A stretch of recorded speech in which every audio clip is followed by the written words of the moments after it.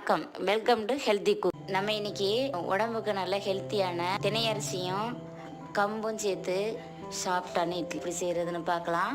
வாங்க வீடியோக்குள்ளே போகலாம். நம்ம இட்லி செய்கிறதுக்கு ஃபஸ்ட்டு கம்பு 1/2 டம்ளர் எடுத்துருக்குறோம். அப்புறம் தினை அரிசி வந்து 1/2 டம்ளர் எடுத்துருக்குறோம். கூடவே 2 டீஸ்பூன் வெந்தயம். இப்போ இதை தனியாக ஊற வச்சுக்கலாம். அப்புறம் இன்னொரு பாத்திரத்தில் 6 டம்ளர் புழுங்கல் அரிசி போட்டு ஊற வச்சுக்கலாம்.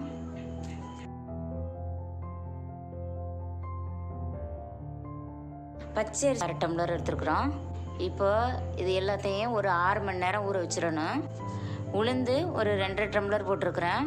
இது அரைக்கிறதுக்கு 1/2 மணி நேரம் முன்னாடி ஊற வச்சா போதும். இப்போ இது நல்லா ஊறிடுச்சு.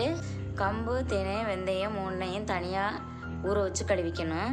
புழுங்கல் அரிசியை தனியாக ஊற வச்சு கழுவிக்கணும். பச்சை அரிசியை தனியாக ஊற வச்சு கழுவிக்கணும்.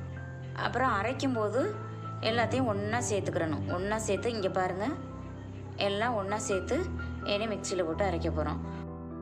உளுந்து மட்டும் தனியாக தான் அரைக்கணும். இப்போ அரிசி மாவு, உளுந்த மாவு 2ஐயும் ஒன்றா கலந்து ஒரு 4 மணி நேரம் ஊற வச்சுருக்குறோம்.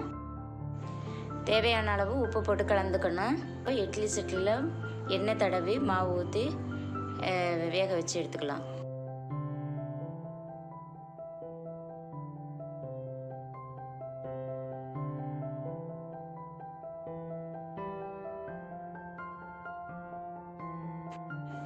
டேஸ்டியான நம்ம உடம்புக்கு நல்ல ஹெல்த்தியான இட்லி ரெடி.